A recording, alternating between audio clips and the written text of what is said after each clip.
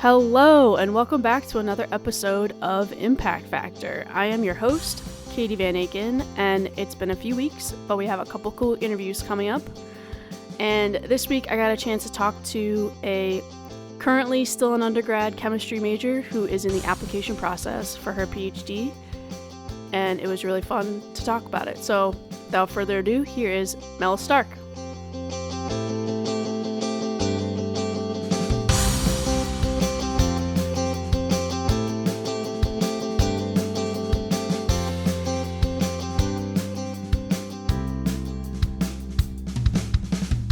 Okay. All right, Mel, let's start from the beginning. You are still an undergrad currently, and what is your major? Yes, I am still an undergrad and I am a chemistry major. I'm a senior at Haverford College. And what? It's, Go ahead. Yeah. I was gonna say it's weird. Like I started college in like the pandemic, like 2020. True. So it just feels like it's been a short time, but also a really long time is Yeah, how I it's bet. felt. Did you come into undergrad wanting to be a chemistry major? I was, I knew that I liked it in high school, but I actually came into Haverford thinking I would be like a behavioral neuroscience major. Interesting. Yeah, I don't I ended up taking intro to psych, and I was like, this is the worst thing I've ever done in my life. It was so much memorizing and like I Yeah. had to know all these terms. It did not work out. Yeah. Yeah. I mean, that's the nice thing about a liberal arts school, right? Is that you don't have to come in for sure knowing and you get to kind of try it out a little bit and you learn what you don't want to do, which is just as important, right? Yeah. That's so true. You were a physics major, right? I was. I thought I was going to be Did you know? biophysics.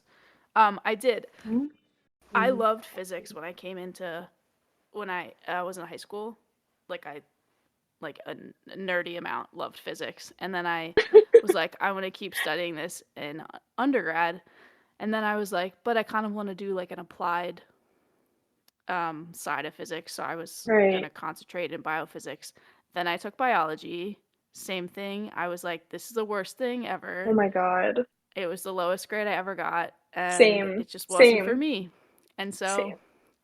you know, switched gears a little bit and stuck with physics and, you know, changed directions. But so important to learn Interesting. those things early on, you know? Yeah. Yeah. I was also like biology was required as part of the chem major. That ended up being my lowest grade too. Yeah. Ugh, so It tough. was so hard. So hard. I did take chemistry senior year and I really liked it actually. Yes, I knew it. I knew it. Yeah, if you Yeah. like physics, you have to like chemistry, I feel like. They kind of go hand in Also, hand sometimes. also because I was taking Gen Chem as a senior and I was like, this is the easiest thing ever because I Yeah. had just taken like 300 level physics classes, you know, Yeah, and I was literally. like, this is great. Yeah. So I had a good time. That's really nice. That's really I nice. had Casey. He was my teacher. He was my professor. Yeah. No way. Casey's my Yeah. mentor. Really? Yes. Okay, we'll get to that. We'll get to that. Okay. Full circle, full circle. Right, Okay. right, right. So, okay, so you must have enjoyed chemistry early on to pursue it as your major. Is that Yeah. sort of what happened? Yeah. Yeah. I was lucky in my high school. I know not all high schools have like the same like access to like STEM and like resources and stuff like that, but my high school was really lucky in that we had it was a huge school. We literally had 4,000 kids at my high school. Yeah, Wow. and our class sizes were like 40, anywhere from 40 to 50 people, which depending on where people go to college, that seems big or small. Like at Haverford, the class sizes are like 20 people, right? Yeah. It's very different. So, and my school is just like this big public school. We started class at like 7:30 in the morning, and I had this one teacher. His name was Mr. Kinsey, and for some reason, he was just so excited about chem every morning, and like he was able to get like the 50 kids in his class to get excited about it too. And I was one of those kids. I was just he like it was a good time, and I feel like That's because it was great. Yeah, yeah, so important. It's I feel like a lot of especially STEM majors I talk to, they can pinpoint like one teacher yes, in a STEM field that like really had an impact on them, which yes. is really cool. Yeah. to look back on. Yeah, I was really lucky to have him in high school because I know a lot of people don't have professors like that early on. So Yeah. it was really nice. So when did you start doing research at Haverford? At what I point? st so the way it works at Harvard is like I'm sure you know this because you were probably doing physics research too, Mm, but it's just for people who are listening. It's like you attend lab yeah. meetings, and then if you're lucky and if the professor has spots, then you kind of just get ingratiated as part of the lab. So I Mm. started attending lab meetings in the beginning of 2022. Oh my gosh, 2022. I I was was gonna gonna say say not during COVID. no, freshman. So during my sophomore year, the start of my sophomore year, and then in January of 2022, Casey was like, I have an opening. And then I joined Mm, his lab and then I started that semester. Yeah. cool. And then were you continuing in the summers? Yes. One summer, that summer, like 2022, going into my junior year, I Okay, did the on campus research here too. nice. Yeah. And then did you do another type of research before senior year? Yes. Oh my gosh, this is my senior year. That's crazy. Sorry. Um, Going from like my junior year to my senior year, like that summer from May to August, I did an internship with Johnson and Johnson Innovative Medicine, and that was very different than the work that I had done at Haverford because I'm a chem major, obviously, and the Hmm. work at J&J was more like biology heavy, so it was just a whole different experience, Yeah. and it's But it industry, was, so yeah, so it was sort of like industry research versus academic research too. yes, Yeah. yeah, But cool very you got to different. experience both of that because, as someone pursuing the PhD, those are two very different paths that you might end up in. So, Yes. Yeah. Yeah, I was really lucky. It kind of made me mad. I literally applied for like 65 internships and I only got the one, which is wow. crazy. Yeah. Yeah. And I'm Well, not alone in that. Like, it's just so competitive for no reason. yeah. Well, it's all automated, right? Like resume reading and yeah, tough. Yes. Very scary. So, so you've had, you know, a pretty decent amount of research experience, I would say, for an undergrad. What what are your thoughts on research as in general? Hmm. Like, research as an undergraduate or just Or research just generally? like just generally like, some people get pretty quickly turned away from it because it's like all about the unknown or it's very basic, you know,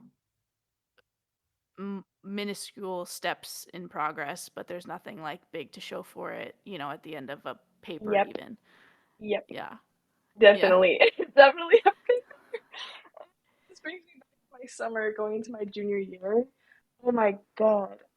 I literally, so my lab, so research generally, I think you have to really like failure to Mm, want to be attracted to research. And I feel like that's a thing that's like, it's like the love hate. Like you love the possibility of like finding out something new and you hate the failure, but you have to love it at the same time to like keep going yeah. back to it generally.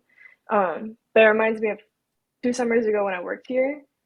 Oh my God. My job was to purify this protein because we were trying to put a probe onto it. Like that was the whole project. Like how can we probe this protein? But we had to purify it first. So I was Okay. purifying this protein over and over again. And this had been an issue in our lab for a little bit. And I kept taking gels of the purified protein, and I say that in quotes. And the protein kept coming up at a band that it wasn't supposed to. So it had Oh, a much higher weight than we had expected. And yeah. all summer I was getting this protein, and for some reason the probes weren't sticking. And I was like, what's happening right now? And my PI was kind of like, oh, it's just the protein. It's just being weird. Like you don't know how it's gonna act. It's really dysfunctional. So the last week of the summer, literally the last week, we went to Penn to look at this protein. It turned out that it was like literally some other random protein I had been purifying all summer long. Wow. I was so like devastated, but then at the same time, I was actually really happy. And I feel like that's the part of research. It's just like you're relieved to figure out what's going on, but at the same time, it's like all of that work for what? Like Yeah. I had all this Well, that random protein. and that's what they say. A lot of the cool discoveries are made because someone like took a second look at a weird, unexpected result. And Yes. usually and it could be, user error, and then you're just like, oh, whoops, I spent all Yep. summer doing this, or Yep. Yep. whatever. Or it could be, an unexpected result and a very cool discovery at the same time. So, It's true. I mean, like, how do you feel about research? You've gone through the PhD process, so you must also kind of love and hate it. yeah, I also did research every summer in undergrad. Oh wow. And I did like it. I think I wanted to do this is partly why I went into engineering for my PhD was because I wanted it to be less um, basic physics research and more applied. Mm. And so when you go into like an engineering field, you you're not working on something that you know might be a thing in 50 years. You're working on something that might be a thing in like 5 years. Oh Like really? yeah. So like It's while I it's was working, fast? it's faster. So Okay, like I okay, was okay. working on materials for energy storage, and you know that there's people who have come through my group who are now working at startups that are manufacturing these new materials that have been discovered in the past 5 to 10 years. So there's like definitely some turnover from what you work on to what like gets used in society, which is pretty cool. Yeah, that's I feel like it's more satisfying. 'Cause then you know Yeah, you're having an impact instead of just like theoretically you may have an impact in 50 years. You never know. exactly. Like That's really someone might cool. cite your paper in five Yeah. years and then they might Yeah. get cited in 5 years and then 50 years later and turns out your paper was important, but you never know. Yeah. Literally. Yeah. But the other thing too that I like about research that I miss now that I'm not in it anymore is sort of Mm. the creativity and the just like the freedom to try things and be on like the cutting edge. And part of this comes with like the information that you take in. So like reading current papers and knowing like what everyone's trying. And then like my favorite part of my PhD was like, well, not my favorite part. One of my favorite parts was sitting in like a room with some of my lab mates and being like, this was the result. Like, let's let's brainstorm why this might have happened. Like let's just Yeah. draw it out on the whiteboard. Like what do you think is going on here? Because we were looking at novel materials, so there wasn't really an answer, but we could definitely like come up with some possibilities, which was kind of fun. Yeah, that's the fun like puzzle piece, like trying to figure out what's happening part of it. It's interesting, so you do miss the research now. I do. I don't really miss batteries because I spent 5 years studying batteries, but I Oh miss boy. like the concept of Oh yeah, research. Yeah. that's very understandable. I feel like I'll get to a point where I'll be like, that's it, but it's a good thing I'm not doing it anymore. Yeah, yeah. And I think if for anyone like I mean, there are plenty of people who go and become professors and study the same stuff that they did when they were a PhD student, and I'm like very impressed by that because Yes. the one thing in a PhD program is you become like the singular expert on the most narrow topic that ever Yeah. existed, and no nobody cares that much about this topic that you have written But 100 pages about, that's and like crazy. it's no wonder that many of us are like I never want to think about that ever again. Yeah, yeah. Although I feel like it's kind of cool like, that you're like the expert in that one thing. Like I feel like that's Yeah, kind of like I would feel really confident about it, you know?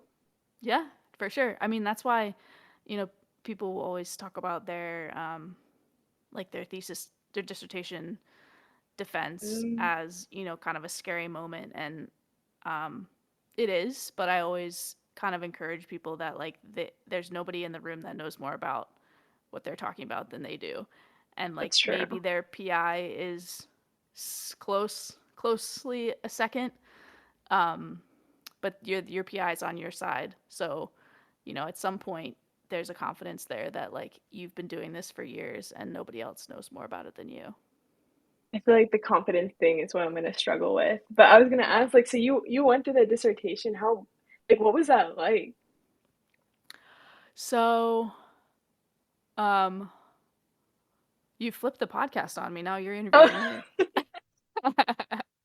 I'm trying to figure this out before I get into a PhD program. Yeah, yeah. I No, it's need good. It's fine. It's okay. fine. I just thought it was funny.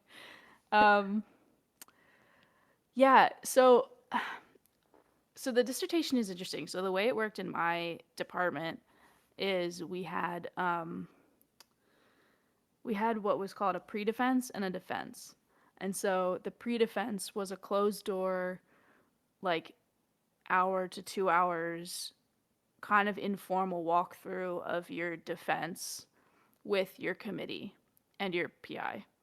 And so Mm, you were sort of saying, here's what I'm going to defend on, and here's what my dissertation covers. You know, what are your thoughts? And at that point, they can be like, you should really run these experiments before you leave, or they like could do be them all like, over? no, no, like additional, like here's a couple of Um, suggested experiments to run that you could maybe include in your dissertation presentation or your thesis presentation or your dissertation. But most of the time, at least in my department, they were like, this is good, you have plenty, here are some things to think about, and like go finish writing and schedule your defense. okay. So then at that point, the defense, and maybe this is wrong, but this is how I thought about it, was sort of like um, a formality in the sense of like they weren't going to fail me at that point, right? So I invited everybody I Mm. knew to that presentation. Oh, you're Like, bold. That is crazy. well, that's why, because I was like, this is not just like me defending. Like I felt like I had already defended it to my committee in that closed door session, and at this point, it was sort of like a celebration and culmination of like 5 years of work, where all the people in the room had like experienced it with me, or like, you know, or people that I played soccer with in the city every week, and like, they knew Okay, about what I was going. Yeah, they came. Yeah. I would cry, I think. That's so sweet. Yeah, it was really cool, and like I was playing music when they walked in, and like I had like a little slideshow at the end of pictures from my experience with like grad school friends and also Philly friends, and it it felt like something. And I'll tell you this. So my mom has her PhD too, and when she talks about her defense, she like Oh, can't wow. really remember it. She's like, I blacked it out. Like it was so stressful. Like I was so Yeah. nervous and I don't remember it. And I'm like, I don't want that. Like I'm telling Mm, you about it. Like I have really good memories about that day. yeah. Um, and so yeah, that's Oh, how it was for me. But it definitely differs across yes, I can schools and imagine. departments. Yeah. Y- No, it sounds like you had a really good support, not like a Yeah. group in your lab. That's awesome. And that I'm glad I asked you because now I have like a different mindset. Not Less trying to be, fear. yeah, less fear, less fear. Yeah. So it is like the dissertation is like the summary of your 5 years or however long. Yep. Wow. Yeah. And a lot of students struggle with sort of putting that 5 years worth of work into a cohesive story. Yeah. Um, because a lot of times, you have side projects and you have collaborative Mm, projects, and like really what the definition of a PhD is like what's that thread of that independent, you know, study and research that you've done and therefore gained perspective on this field and can share now mm. with the world. Wow. Um, So how yeah. long did that end up being? Like that talk? The talk, so that's another interesting question because a lot of students struggle with What does that dissertation defense presentation look like? Because Yeah. are you presenting to your committee or are you presenting to your parents and your Yeah, and friends? that's an entirely different presentation you're giving. Like, Exactly. So again, it differs at different places. I sort of tried to fall somewhere in the middle, but probably lean towards more friends and family. mm, So I was sort of explaining it in a high level perspective. And I mean, I had data and I had graphs and like I was getting into the nitty gritty a little bit, but I always mhm. tried to bring each section of the talk back to like, what does this mean for you as a person who isn't studying this, you know? I love that. I love that you did that. Yeah. So it was like maybe 50 minutes. It's supposed to be like 45 to 60 minutes, I think. Oh my God, I thought you said 15 at first, and then I No. realized you said 50. Yeah, Oh, that's like 50. a movie. Katie. But it's good once you get. So I just went to one recently, another Haverford grad, and Hey. That's who awesome. had Casey, who was her, he was her PI. That's Um, awesome. so she was at Penn, and you can tell she was super nervous, and like Yes. everyone's nervous. But then once you get talking, you're basically like you're just like in a flow because you've been speaking about this stuff for so long that it's almost like it just comes out of you without even thinking. And by the time you're defending, you've also gone to conferences and you've presented posters and talks and you've been the expert on this and shared about it so many times that it doesn't feel like a long time. In fact, it goes by rather quickly when you're just standing there talking. Oh, that's crazy. Wow. Okay. I hope Getting that's how it excited? goes. You getting Yeah, I'm excited getting now? like I'm getting kind of excited. Like that just sounds like really like full circle moment. Yeah. Good. That's really cool. Um so so we talked about research and how you're signing up to do more of it by doing Yep. this. Yep. Yeah. Yeah. What part of the PhD process or I guess what was the moment that where you decided that this is what you wanted to do next? Yeah, this is an interesting question. So for me, I didn't know I wanted to get a PhD until literally this past summer, Okay. which I feel like I don't know about other people, but I feel like that's kind of late for an undergraduate to realize. I had all these thoughts like I was going to go into law school or maybe I would do like Mhm. a 4+1 like bioethics with Penn because I'm really interested in like the ethics of science and everything. But then I was doing this biology internship this summer and I was shadowing like one of the medicinal chemistry buildings and I met this guy. His name is Brahma Ghosh, and he kind of showed me what chemical biology was, which is like it's not biochemistry. I thought chemical biology and biochem were the same thing. Interesting. It's actually like it's really cool. And chemical biology is when you like basically start with organic synthesis or you start at like the chemistry side. Like let's say you're creating a probe and then you carry the project to the end where you're like testing the probe and seeing like how effective it is in like your cells, In a things like that. biological application. Yes, yeah. Yeah, cool. So I think it's really cool that you're kind of carrying the project start to finish. But anyway, like when he told me about that and I saw the work his lab was doing, I was like, oh wow, this is really cool. But I realized like to be doing what he was doing or like anybody in his lab, you do need to get a PhD. Yeah. So that like for me, it's again, I don't know if this is normal or not. I don't know if this is acceptable to say, but it's kind of like a means to an end in a Mhm. way. Like my PhD is not like I'm doing it because I love the work, but also it like I just want it to get me to a place where I can do what I love, if that makes sense. Yep. I think a lot of people feel that way. You have to have a PhD to be a professor most of the time. So Yeah. if people want to continue in higher education and teaching, um, they have to go through the PhD process. my mom, who I mentioned, she has a PhD in psychology, and she Wow. has to have a PhD to practice psychology. So, like clinically, Wow. I didn't know that. yeah. That's So, crazy. or at least she did at that point when she was Hmm. doing this. So she very much felt like it was a means to an end. Um, Okay. That's reassuring to hear because yeah. some people like they're just doing it because they just want to go through the process of getting a PhD. And I think the process of getting a PhD makes you a really good scientist and a really different type of Yes. thinker, which is obviously worth it. But for me, it's just to get me to the place where I could do what I want to do, you know? Yeah. And you could reframe that too a little bit and also add that you want to go into this field that requires a PhD, but you also need to like learn more about the field, Yeah. which you didn't have a chance to do in undergrad Yep. just because of circumstances. So, basically doing a whole nother round of education where you Yeah. become more familiar Yeah. with this field. Yeah. Yeah, and like I feel like the prospect, like when you describe like you're like the expert on this really narrow thing, Hmm. I feel like I would really like that. Good.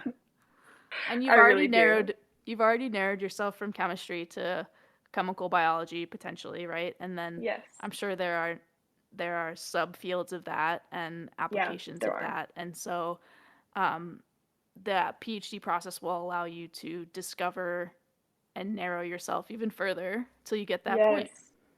Yeah, that's why I'm being really careful about like which labs I'm selecting because I know that going through that lab and like going through the entire like process is going to shape me in a very specific way. I feel like. Let's talk about that. That's a good Okay. transition. Okay, So, awesome. Awesome. have you been applying to a lot of uh, schools intentionally because of the labs and research that they're doing? Yeah, and I'm getting a little, I think it's good, but it's making me a little bit worried. So there's some reasons for that. I am just looking at the research and I'm looking at like the PIs and like their publications, like to see what is something I could dedicate 5 or more years of my life to. I feel like it's really important. It's Yes. hard though. I know that like when you're a really great research lab and a really great institution, you're getting publications out. Sometimes like the mentoring or like the environment and the culture there is like the worst. Yeah. And I'm like, and it's just, I'm at the point, I've actually just decided, I was like going back and forth, like, do I want more balance or is it okay that it might be really intense? I think I've just decided I'm just gonna go and just jump in and like, Yeah. if if I get depression during the 5 years, that's just what happens. Yeah. Yeah, yeah, Well, and also like, I recommend when you're deciding between, to definitely talk to some current students and kind of get a sense of the environment as best you can. Um, in addition, because there are some of those labs that are very competitive, and even yes. if you love what you're doing, you aren't gonna like who you're working for or who you're working with, and it's possible. I mean, it sounds like you've thought about that, and there's plenty of students I know who have switched labs or switched schools, Hmm. Oh which wow. is kind of like not talked about a ton, Yeah, I was but gonna say I've it's never heard of that. That's really because it's cool. kind of like, I don't know, maybe there's like a stigma associated with it because you're sort of abandoning your group, um, but there are definitely solid reasons to do so, and mental health is one of them. Yes, that's true. Um, That's true. so, But I feel like I'm pretty resilient and I feel like I don't know. I feel like I'm able to get along with people. And I'm just the only thing I'm worried about is like Haverford is a really like friendly and supportive environment. mhm, Some of the schools I'm looking at, like I'm aware of like certain circumstances where students are like stealing other students' work. yeah, And it's just like, am I ready for that? Who knows? How could yeah. you know? You How know? could you know? We'll have to get you back on to talk about that in a year or so. Yeah. I You'd be would love like, that. Mel, I would whose love research that. did you steal this week? No, just kidding. Yeah. Knowing me, I would be the one who's like giving away my research without even Yeah, knowing it. I'm like, oh, you need help? you're Just like, take I this could one book. lock it up, but I just don't want to. So Yeah, it's fair game. that's how it would be. Yeah. Okay, so research is the most important thing for you. Are you also like looking into um like location of schools? Yes, I am. So I think with location comes how much they're going to be able to pay you. And I True. think, like, Like because cost in of some living. cases, the cost of living is like Yeah. kind of incredibly unaffordable in some places. So Yeah. I feel like I have a couple, like one school out on the West Coast. I feel like other than that, it's just like most of them just can't pay enough, and that's understandable, but I just can't afford to like live there. So most of my Yeah. schools are on the Northeast or in the Midwest so far. Nice. Yeah. Did you have a geographic preference too, or Um, Sort of. I definitely wanted to stay on the East Coast. I'm from the East Coast originally. same? I Yes. actually don't think I applied anywhere on the West Coast. But I also like one of the two of the schools I was looking at, I mentioned this to you before, was the University of Delaware and Drexel, and they're very similar programs. Like I really enjoyed both departments, but Drexel's in the middle of Philly and UD Hmm. is like in the middle of a nice town in Delaware. Yeah, it's a little Um, different. it's a little different, and it's they're both like great experiences. I know people who have gone to Delaware, but I think for me it was important to have like other things going on around me, like the Yes. ability to play soccer, the ability to like go to concerts and like and have a non PhD part of my life as well. Yeah. Oh my God, that's Um, so important. I feel like that's so important. Yeah, and I know some students from my program who came from undergrad at like University of Illinois, Urbana, and like some of those Hmm. very remote schools, and Oh, students I there know. publish a lot because there's not anything else to do, right? Um, but that's an experience, and some people are all for that. But I'm glad that I didn't have that experience because I Oh think my it would have been God. lonely. Yeah, I don't know if I would like be really happy in that environment. I'm sure that they're really successful though because of all those Yeah. papers, but it comes at a cost. I don't know. That's crazy. It does, and it's not for everyone. And finding what's right for you is the most important piece. Yes, that's true. That's true. Um, let's see. So we talked about this before we started recording, I think. But you Mhm. are currently or just finishing the fellowship application process. Oh my God, it's over. Thank God it's over. Okay, I don't know. Did you apply for the NSF grant when you were an undergrad? I did. I didn't do it until I got there, though. Wait, Like until you got yeah, into grad school? yeah. So I didn't come Okay. in with it, but it power to you that you're doing it before you go because it makes you very marketable if you If you get get it. one. Yeah. Yeah, like I'm manifesting it, but the likelihood of getting an NSF grant is like what, one in a million? Like Yeah. I recognize that. It's okay. But I feel like the process of doing it is just like I'm just so proud that I even did it. Like the Yeah. process is so intense. It's so intense. Well, I think back to when they were like, "Oh yeah, and you have to write like a research proposal for a research project." And I was like, I haven't even started grad school yet. What do you mean? I know, Like literally. you want to know what I'm going to research?" And the people around me were like, "Oh, you don't actually have to do it. Like you just have to write it." And I was like, "Doesn't That's matter. I still don't know what to write?" yeah, and especially as an undergrad, like the only research I've been exposed to is what I've done here, what Right. I've done at J&J, and like I feel like I can't really write about what I did at J&J because that's proprietary. Right. And then everything And I you did want at to pivot. Haverford, yes, Yeah. yes, I want to pivot. Yeah. Yeah, it's tough. But It is like you tough. said, it's a good experience, and there's a very real chance that you'll be helping somebody write a grant proposal at some point in your five True, years anyway. true. So having that experience is good. I will also say, like, to anybody who's listening, if you're considering grad school, I recommend doing it just because if you do the NSF, like, it's a 3-page single space personal statement, and then that basically writes all of your PhD applications. So it's like Mm. now for the rest of my stuff, I just have to pull from it because it's so big. Like, it encompasses so much stuff, like your broader impact. your Yep. intellectual merit, all of that stuff. So whether you want to get the research or not, I recommend it. Good tip. Recommend it. Yeah. Um, so we sort of covered this, but I'm curious if you thought about kind of what you want to do post PhD, and you don't have to know, but I can see myself like almost like a paralegal or like a patent lawyer potentially. oh, It's very, cool. yeah, yeah, yeah. I always thought that patent lawyer would be a cool profession, but you have to keep going to school, right? You have to get a law degree as well. Actually, I'm not sure you do. So Really? yeah, I was talking to somebody about it over the summer because my program is awesome. Like, if anybody's applying for internships, I recommend it's called J&J Oncology. It's at Springhouse, and the program is awesome. And what they did was they brought in lecture series, so different parts from Jan. It was called Janssen, but different parts of J&J would come in, Yeah. and like patent law was there, like lab operations was there, like all these different fields, clinical studies, like bioethics, everything. And what the patent lawyer said was they went to law school, but there are a bunch of people who only have PhDs in like chemistry, biology, whatever, and they kind of act like as like the interface between the lawyers Oh, and the cool. scientists.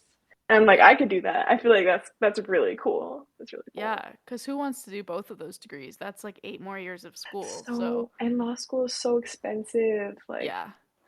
So, how about you just do one where they pay you a little bit to do it? exactly. Yeah. Yeah. Exactly. Yeah. And that's, Cool. I don't know. That's like an idea, but who knows what's going to happen. Yeah. I Yeah. mean, 5 years is a long time. But what you've Yeah. learned, I think, or if I can speak freely, is that talking to people who are doing different things is super valuable for kind of pointing your trajectory and learning what you don't want to do. Just hearing those people talk, I think was probably valuable to be like, I don't want to do that. Yes. That is so true. Like that I made it my goal at Johnson and Johnson like every week over the summer. I think I met with like at least one or two people every single week that I was there. Wow. So like that's a lot of people. And Yeah. and they gave me their time, which just goes to show like reach out. You never know what's going to happen. Like, people Yeah. will talk to you. People love to talk. So, And especially about themselves, It's not yes. even like you were asking for anything. You were just like, "Tell me about you." Yeah, And what literally. what is what do you do every day? Yeah. And I feel like maybe I don't know if this is true of all pharma companies, but J&J was really like interested in like mentoring, Hmm. like giving people resources. So it was really good. It was really good. Yeah. Cool. Um so this is off topic, but um now that your applications or your fellowship applications are done, what are your hobbies? What are some other things you do outside of school? Ooh, I saw that you sent me this question. I got instantly upset. Just like Because I you're was like, I don't like, have any hobbies. yes, I'm one of those people now. I feel like I was the I same in hate college. It's it. okay.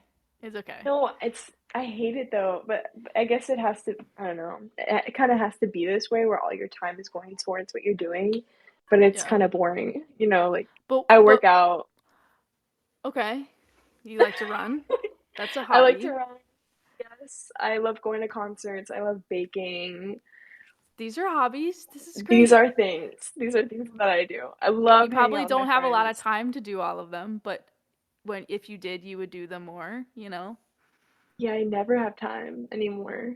Hmm. Yeah. And I actually Well, thought like senior year would be really chill, yeah, but my busiest not year of yet. all time. No. Yeah. Well, I encourage you to try to let yourself do those things when you're in your PhD program because it can similarly take over your life, Mm. and Yes. it's good to have sort of a mental break. Like I was coaching soccer when I was getting my PhD, which was actually so valuable because I would go and I would be responsible for all of these college kids playing soccer, and I was like, I can't possibly think about my research right now because I have to run Oh, a practice, you know? true. And so by the time it was over, my brain had like taken a break from the stress, and I think it was probably really good. Did you find it like, how did you find it? How hard or easy was it for you to make time for that though? Because I feel like that sounds pretty time consuming. Yeah, so I first started when I went to Drexel. I reached out and to the club soccer team and said I just came off, playing in D3. Can I play club with you guys? And they were like, "Well, we don't really have any spots left, and like we only really give them to undergrads or Oh, grads if we wow. have to, or grad students if we have to." And I was like, "Okay." Wow.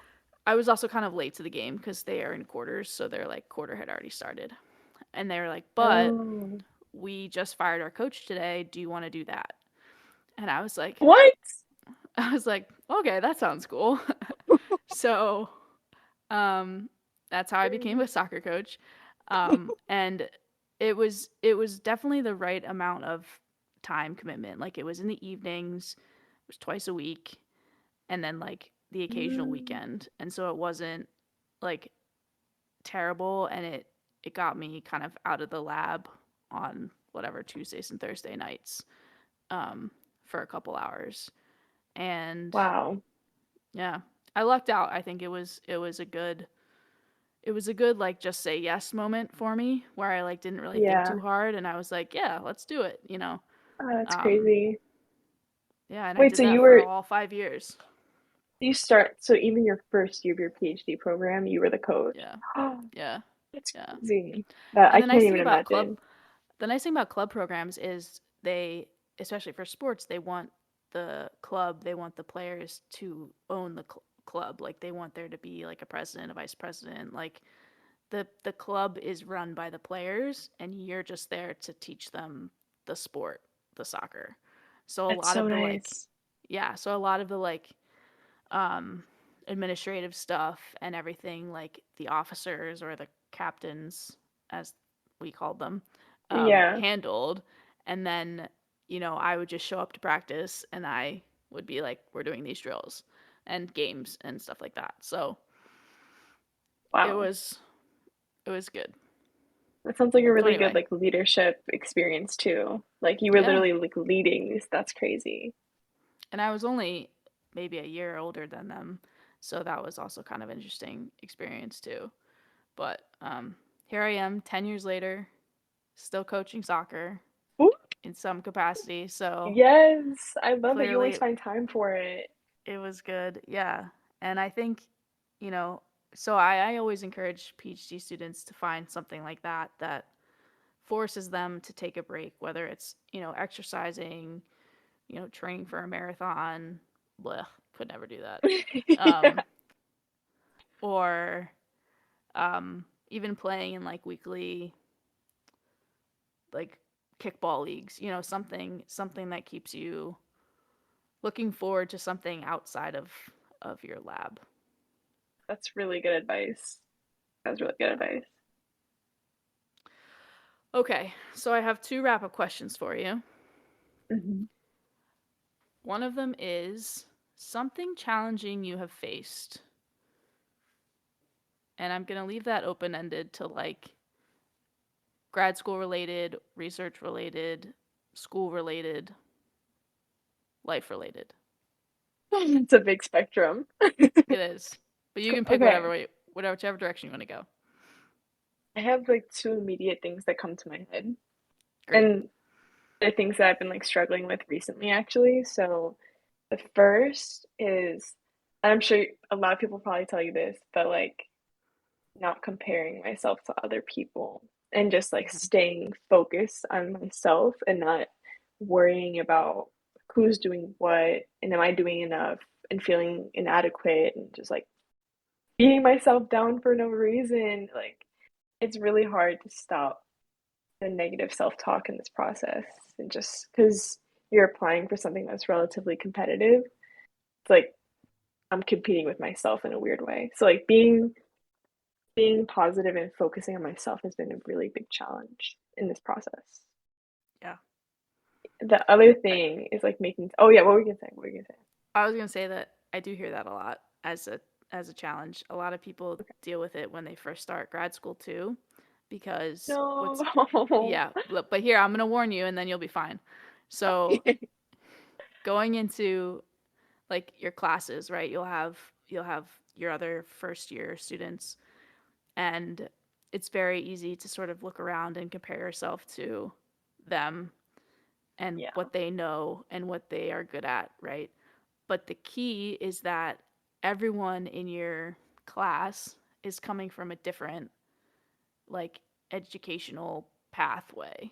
So whereas you majored in chemistry at a Haverford, someone might have majored in chemical biology at Penn State, and so what you learned and what they learned was Whoa. different. That's true. And so in some classes, you might be like, I know this really well. And in other classes, you might be like, everybody knows this but me. But that's okay because the PhD is a very individual journey, which makes it challenging. But the more that you remember that it's about, you passing the classes and you doing your research and nobody else is doing your research, like it's just you, then if you're able to motivate yourself throughout the process, um, you can sort of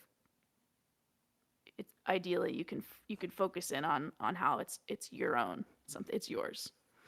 You have so much good advice. I feel like it's because you've been through it, but I I have, should have and been I've been taking talking to notes. people for a year now doing this, and it's it's amazing how many people have the same like challenges, honestly, and like it's it's the same, and it's sad because I feel like a lot of that could be helped, um, Yeah.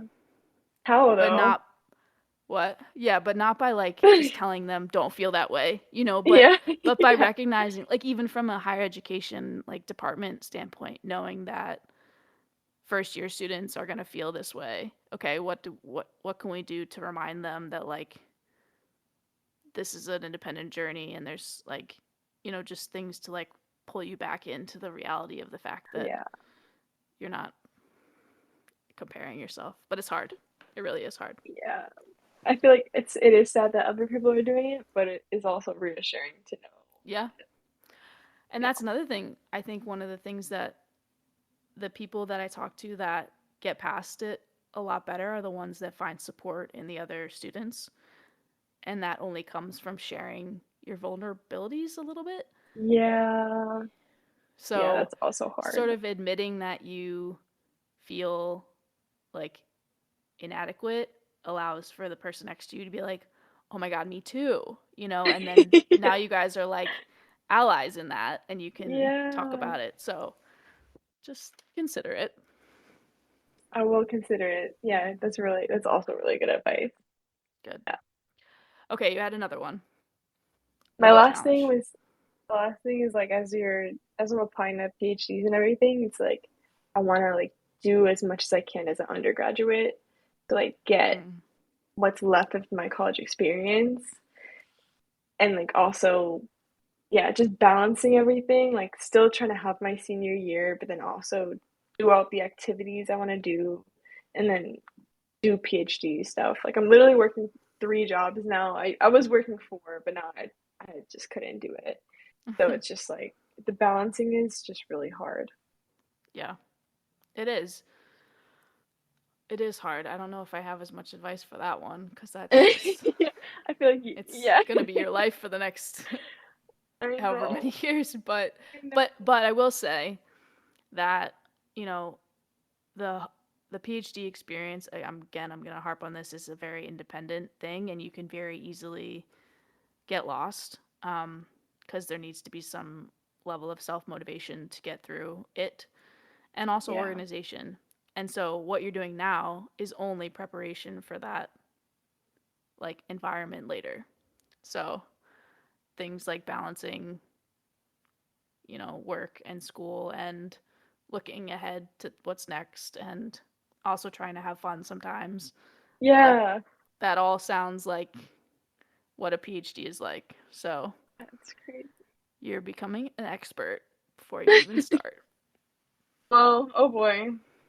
Hopefully that helps me in the Hmm. future. And hopefully it doesn't burn me out. Yeah. Yes. I hope so too. Okay, last question. Mhm. What advice would you give yourself a year ago? So a year ago would be pre your internship, pre knowing you wanted to get a PhD. Mhm. It would be one thing I would say, which is gonna sound kind of contradictory, gonna be go with your gut, but be Oh. open. Be open to what people are telling you and new experiences. But you know, your gut I that might understand what you mean seem by yeah contradictory. Yeah. yeah like that might seem weird, but deep down you'll know what is best for you and you'll Mm, know what you need to do. But in order to know what is best, you need to consider everything and like listen. But you'll have a feeling in your stomach and that feeling is right and you should go with it. yeah. That's Like my go with your advice. gut, but don't be stubborn about it. Right? Yes. Yeah. Like absorb all the stuff that people are throwing at you. And then you can be stubborn about it. Yes. Yeah. Yeah. Yeah. Interesting. Do you is that based on, a point at which you were like, this is what my gut's telling me? And was that to get your PhD? It was actually my PI, he wanted me to apply to REUs, like research experiences for undergraduates. But my gut was like, I really want to know what industry is like. I really want to experience this. And though he did support me, he would have he was insisting I do an REU, and my gut was Yeah. like, no, like don't. And I feel like my industry experience changed everything, and I'm so thankful for it. So I feel like little Mel knew what was best, and I Yeah. feel like that I still know what is best, you know? Yeah. That's true. I mean, and to go off what you said, like only you know what's best for you, really. Yes. Yeah. Yeah. Exactly. Exactly. Well, I'm glad that it's brought you here to Yeah. be on my podcast. If I didn't do it, I wouldn't be here. Isn't that Yeah. crazy? I wouldn't have an episode for Monday. We wouldn't have met. That would have been so sad. Like, So sad. Um, well, that's all my questions. Is there anything else you'd like to discuss while you have the floor? I guess I have one last like question for you. Sure. And it's just like, do you ever regret like that you got a PhD? Is like, do you ever regret that you spent those 5 years of your life in that process? That is a great question, and it may surprise you to know that I think about that a lot. Um, Really? yeah, but not in the way you think maybe. So, I think that it would be very easy for like I've switched out of academia, I've switched Hmm. fields from batteries to software, and I'm, doing basically nothing related to my PhD. So I think it would be easy for me to say, yeah, like that was a waste of 5 years. But I don't regret it. Yeah. Just keeping the How's suspense that? going. Yeah. Yeah, I'm like at the edge of my seat. So like, you don't regret it. Like, I what don't made you? regret it.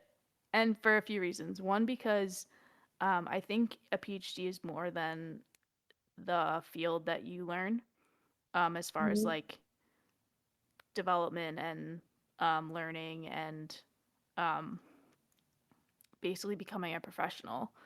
And Mhm. I think that there are things that I learned getting a PhD, like public speaking and um, collaboration and mentoring and Yeah. individual motivated like project planning. Like it's on you, and there's a confidence around that too. Like when you're able to do it, you now know you can do that type of thing. True. This is true. Um, and I think all of that applies to whatever career you're in, like whatever field you're in. Um, so yeah, in short, no, I don't regret it. But I do think about it because, one, because people ask me all the time, but also because I think probably there are people who do regret it who aren't using it, right? Like if they're not quote using it, but I think that I am using it, just not in the like standard Expected sense. way. Yeah. Oh, I like that you're able to turn it to that. Like even though you're not using it directly in what you're like working on, like those skills stay with you. Yes. That's what I meant. Like it makes you a better scientist. Like so I feel like it would be worth it in the Yeah. end. Yeah, I agree. And I think that's something that we as PhDs are still trying to sell the rest of the world on. That like doing a PhD teaches you other things besides like reading research papers and Yep. like how to Reading mix research. chemicals, you know? Yeah. Yeah. Like there are broader skills that you're learning when you're doing a Yes. PhD, and people are starting to come around, but it's still a little bit of a battle. But maybe this podcast is helping for the 12 people that listen to it, so including my No. mom. I'm gonna put my friends onto the podcast, so your numbers should go up.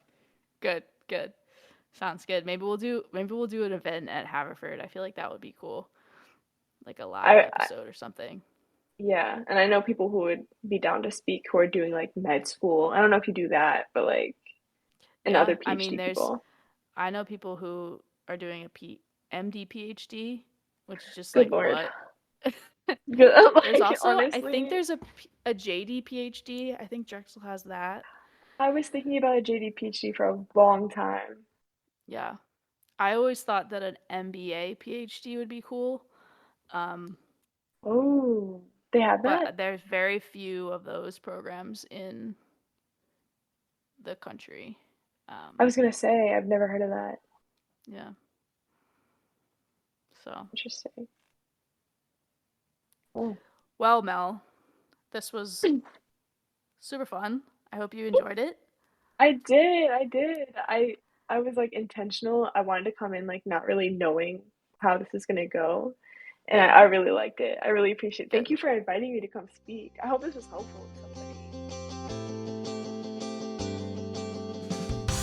Thanks to Mel for coming on the show. If you or someone you know wants to be interviewed on Impact Factor, feel free to reach out via Instagram and follow us for updates at Impact Factor Pod. Thank you all for listening and have a great week.